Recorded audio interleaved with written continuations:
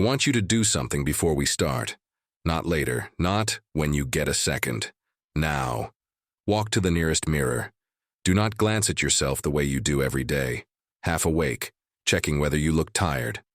I want you to stand there and look at your face like you've never seen it before, like you're studying a stranger. Look at the distance between your eyes. Look at the way your nose meets your cheeks. Look at the curve of your ears where cartilage folds into skin. Look at your hands, your fingers, your nails, the little asymmetries you've stopped noticing. Because here is the truth most people never think about. Your face is not just your face. It is not a random cosmetic outcome. It is not a blank canvas. It is not a meaningless roll of the dice. It is a map. Not a perfect map. Not a map you can read like a street sign, but a map in the same way a coastline is a map of ancient storms. A map in the same way a canyon is a map of water that once moved through it. Your body carries echoes of survival pressures that shaped people long before anyone wrote down surnames, long before census takers, long before your family stories hardened into legends. But before we go any further, I need to say something clearly right up front, because this video can easily become the kind of thing that gets misunderstood. This is not physiognomy. This is not, I can tell who you are by your face. This is not racial essentialism. This is not proof of ancestry. A single physical trait cannot tell you where you come from. Many traits overlap across populations, and most visible features are influenced by many genes and by environment. At the individual level, a face is not a passport. What we are talking about today is probability and pattern. We're talking about clues, not verdicts. We're talking about why certain traits are more common in some populations than others, how those traits can survive in families for centuries, and how they can sometimes hint at hidden chapters in American ancestry, especially in places where paper trails broke, burned, or were rewritten. If you're the kind of person who likes uncomfortable, honest history, subscribe now. This channel does not exist to comfort you. It exists to help you see clearly. And if you've ever felt like your family story had missing pages, you're in the right place. Now let's begin with the core idea. Most Americans treat ancestry like paperwork. Names, dates, census lines, a family Bible, a rumor, a story told once at a reunion that becomes truth because it was repeated. But America is one of the hardest countries on earth to reconstruct through paper alone.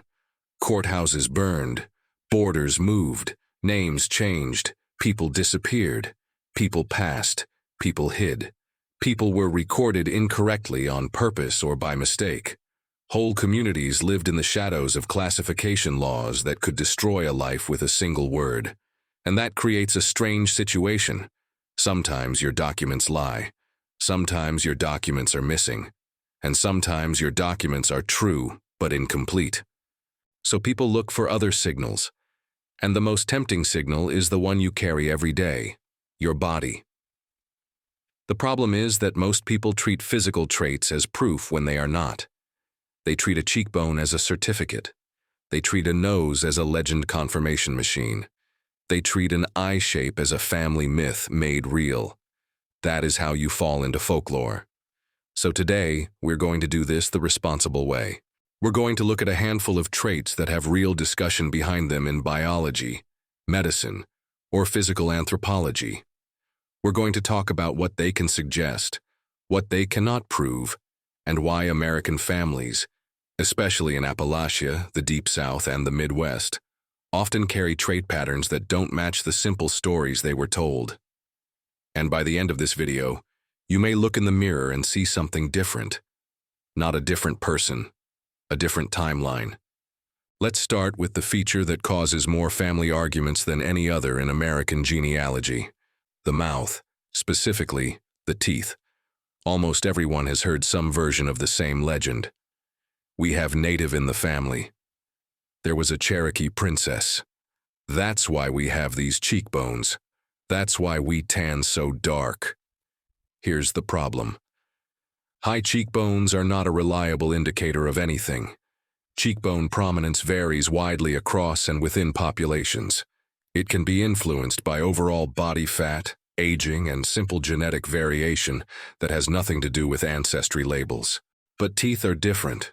Teeth are not perfect evidence either. But certain dental traits have been studied because they preserve well and show patterns across populations. So here's a safe, simple observation you can make without turning it into a claim. Look at your two upper front teeth. Not the front surface you see in the mirror, the back surface, the side that faces your tongue. In many people, that surface feels relatively smooth. In some people, that surface has a more scooped shape, with ridges on the sides that create a shallow concavity. This is often called shovel-shaped incisors. Shovel-shaped incisors are significantly more common in many East Asian populations and many indigenous populations of the Americas than in most European populations. That doesn't mean nobody in Europe has them. It doesn't mean everyone in the Americas has them. It means the frequency differs. Why does that matter? Because when you see a trait with a strong frequency pattern, it can act like a small flag. Not proof, not a stamp, but a flag that says, this is worth investigating. And there is real genetics behind why this trait clusters.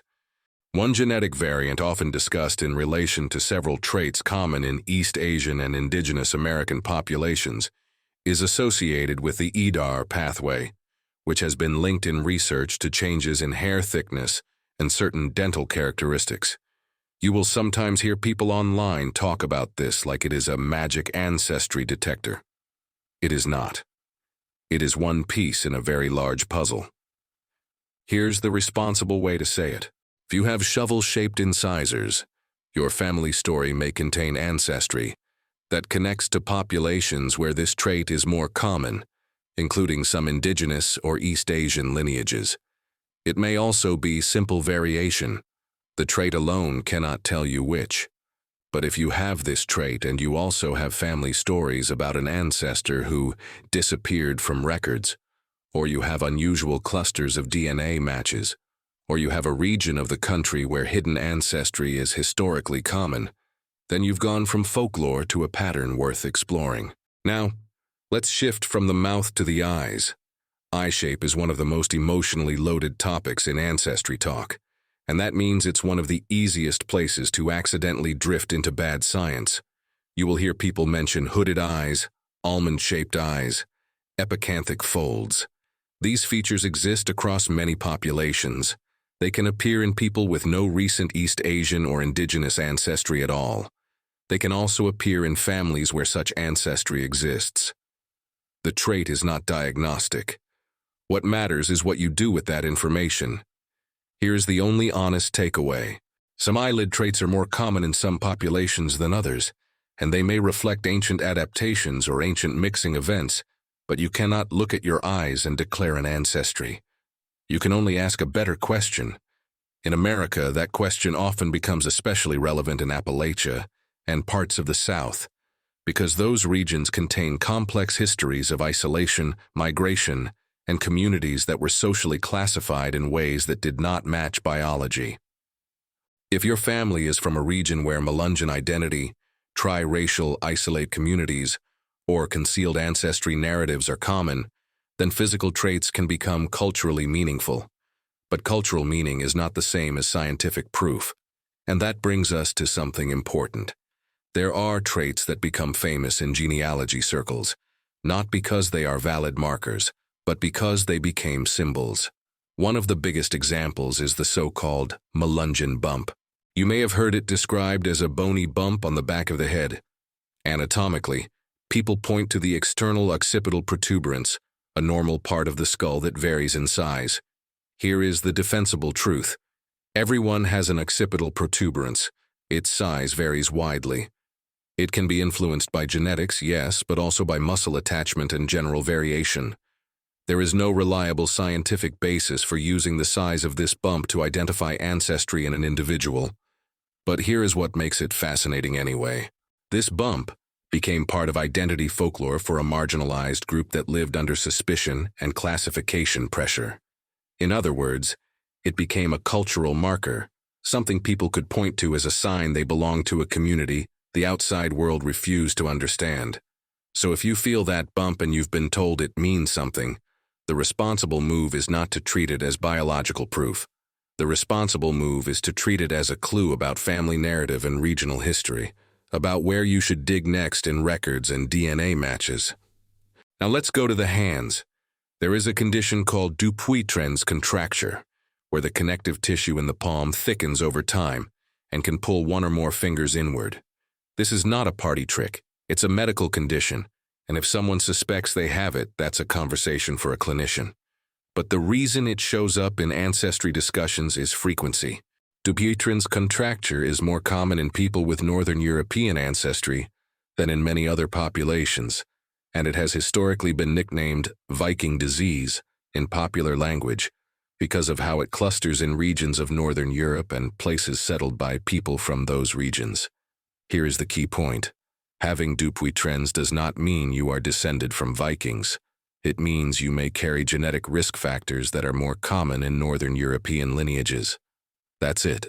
But in an American context, that can still be useful as a small signal, because a huge portion of early American settlement, especially in parts of Appalachia and the frontier, was driven by people from Northern Britain and Northern Europe, including Scots-Irish communities. Again, not proof, but frequency patterns matter. And that's the theme of this episode. Not I can tell, but this clusters. Now let's talk about a trait that is often used as a fun demo, because it's visible and harmless. The palmaris longus tendon. Some people can make a tendon pop out in the wrist when they flex a certain way. Some people don't have it. It's a common anatomical variation. Here's the defensible part. It is a variation, not a marker of ancestry. It shows how humans differ in small ways and how evolution carries leftovers. It's interesting, but it won't solve your family mystery. So why mention it? Because it reminds us of a rule that will save you from 90% of ancestry nonsense. Not every trait is a clue. Some traits are just noise. Now we move into a category of traits that is extremely important to handle responsibly, because it involves real health conditions. Genetic conditions can cluster in populations because of history, because of founder effects, because of isolation, because of selection pressures, because of chance. That is real.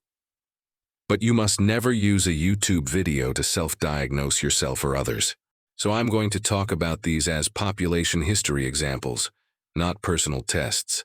One of the most famous examples is hereditary hemochromatosis, a genetic condition associated with iron overload. Certain variants associated with this condition are more common in people with ancestry from parts of Northern Europe, and it has sometimes been nicknamed the Celtic curse in popular writing.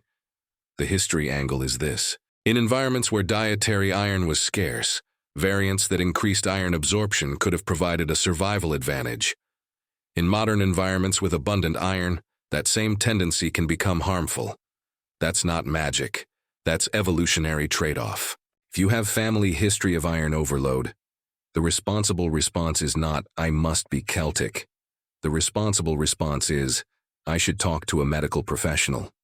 But in a broad population sense, it's a real example of how conditions can map onto ancestry, because populations experience different environments and different histories. Now let's talk about another classic example people bring up in American family mystery talk, thalassemias. Thalassemias are blood disorders more common in people with ancestry from certain regions, including parts of the Mediterranean, the Middle East, and South Asia. Historically, some of these blood disorders persisted at higher frequencies in regions where malaria was common, because carriers could have partial protection. That doesn't mean everyone with a thalassemia trait has a dramatic hidden story. It means population history and disease history sometimes overlap. And in America, those overlaps can become meaningful because people migrated, hid identities, and were reclassified. A family labeled one way in records could contain ancestry from another region entirely. Which brings us to one of the most loaded terms in American genealogy folklore, Black Dutch. Thousands of American families use this phrase. Some say it with certainty, like a label passed down intact. Others say it like a whisper. What does it mean? Here is the defensible truth. Black Dutch meant different things in different places and times. In some cases, it was used to describe Germans, because Dutch was confused with Deutsch. In other cases, it was used as a socially safer explanation for darker features, in an era when being classified as non-white could mean losing rights, safety, and community standing. In those cases, it could function as a cover story for mixed ancestry, indigenous, African, Mediterranean, or otherwise. So the phrase itself is not evidence of one ancestry, it is evidence of social pressure. And that is exactly why it matters for this channel. Because American Ancestry isn't just biology, it's the story of who was allowed to be recorded as what.